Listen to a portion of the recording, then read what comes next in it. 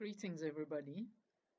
Today I want to talk about the attitude of open receptivity in our prayer and in our lives. And to do this, I want to begin with talking about light. The light that reaches us from the sun and other stars has a very wide range of wavelengths. This full range of wavelengths is called the electromagnetic spectrum, and ranges from gamma rays on the one end to radio waves on the other.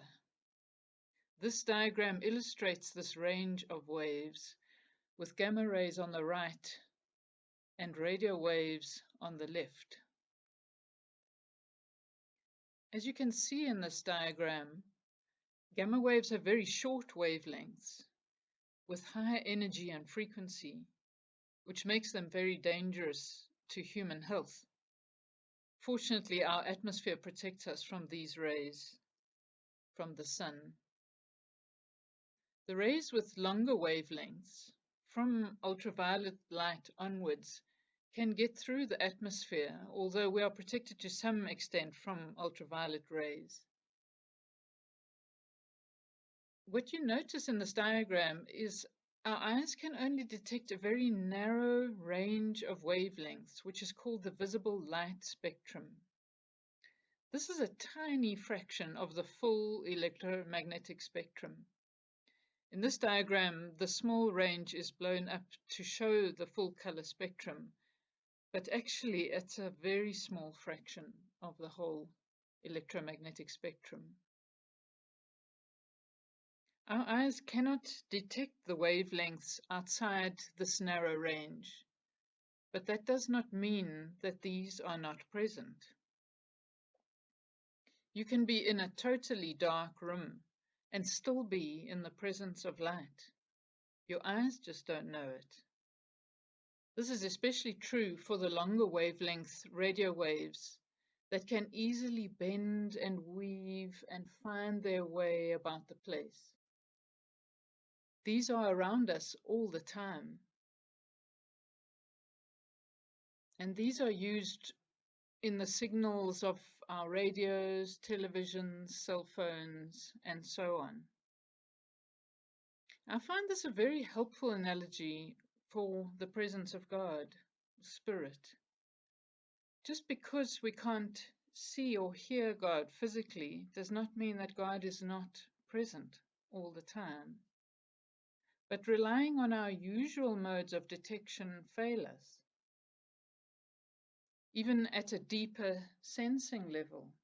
I don't know if you've had this experience, but at first in one's prayer journey, it can seem fairly easy to sense the presence of God. And there may be moments when we sense a real connection and intimacy. But with time, this becomes more and more subtle. And I've realized that this is an invitation to perceive God in a much more sustained way, allowing us to come to know that God is never absent, no matter how dark it may seem. But now back to our light spectrum. In astronomy, there are two main types of telescope: optical telescopes and radio telescopes. Optical telescopes are used to show us what can be seen in the visible light spectrum. So they pick up the obvious information using the visible light that reaches us from planets and stars. But there's so much more out there that we cannot see in the band of visible light. If we were to only rely on that information, we would know very little of what goes on out there. Radio telescopes capture the parts of the spectrum that tell us about the dark, mysterious end of things. For example, radio astronomers are able to discover other planets out there that revolve around distant stars. They can detect blasts that come from the heart of galaxies. And they can even study stars that eat other stars. These are called binary star systems. Another fascinating example is that radio telescopes can detect light that was given off during the Big Bang, which is called the cosmic microwave background, and gives us information about the early universe. I'll play a short video clip that is a lovely illustration of this.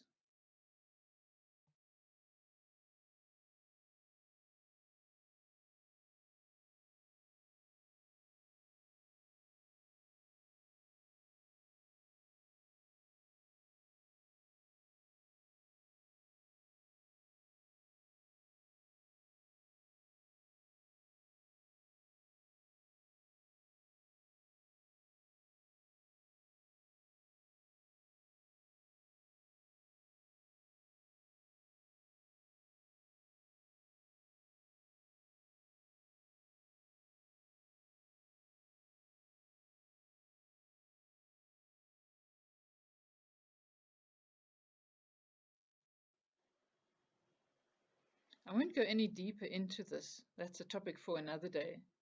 What I want to focus on today is how this detection is done by radio telescopes. These telescopes are constructed using huge open dishes that then reflect the waves that they gather onto a receptor, and these signals are translated and formed into visible images by astronomers. These dishes have this shape so that they can gather as many of these faint wavelengths as possible. Optical telescopes can only be used at night when it is dark, but radio telescopes can function all day long. But they need to be positioned in very empty, quiet places, such as deserts, places where there's very little interference from other sources. In South Africa, we have a radio astronomy project that started out as the Karoo Array Telescope, or CUT, which is positioned in a very remote, quiet part of the Karoo Desert. This is now being expanded, and so it's now called the Meerkat, real South African humor. But this has struck me as a wonderful analogy for prayer. If we stick to the obvious way of seeing and knowing, our field of view is limited. We need to attune to the more subtle frequencies of the spirit. This requires silence and non-disturbance from other sources.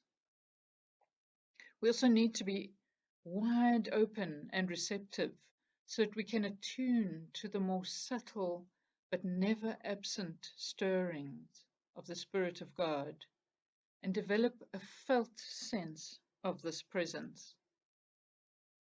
This does not mean doing away with our mind's way of knowing, but rather to recognize its limitations and to open ourselves to deeper ways of knowing that we discover in quiet receptivity, allowing ourselves time to tune in to these more subtle frequencies. We will always come back to our minds, and they are incredibly helpful tools to help us to gather what we're learning.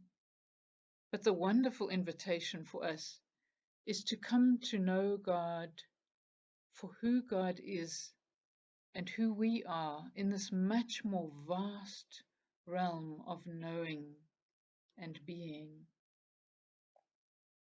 A picture that I have found helpful in shifting into a receptive attitude in my prayer is of opening my heart and my whole being to God, like a wide open bowl, and to avoid trying to grab onto content, such as thoughts or even insights about God, but to allow myself to remain empty and quietly receptive. As we do this in our times of quiet prayer, we can begin to attune to the more subtle, mysterious sense of God's presence and be more free to respond from this place of an open, available heart.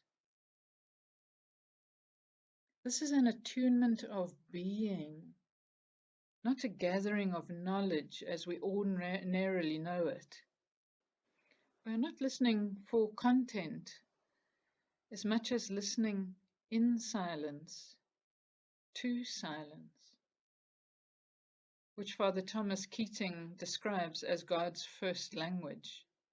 Everything else is a poor translation. But as we listen in quiet, open receptivity, we are coming into resonance with the Spirit, which allows for an inner transformation that is deeper than the level of information. When we receive God's love with our whole being, we will be able to allow this love to heal and transform us and to flow through us unimpeded by our ordinary fixations and mental clutter. Once we learn this attitude in our times of quiet prayer or meditation, we can bring the same attitude to our daily lives, learning to be open and receptive to all of it, and at the same time becoming attuned to the stirring of the Spirit in our hearts, so that we can live in free participation with the flow of the Spirit, which is only possible from a surrendered heart and an unfixated mind. So in the guided prayer that follows, I'll lead us in a time of practicing this together.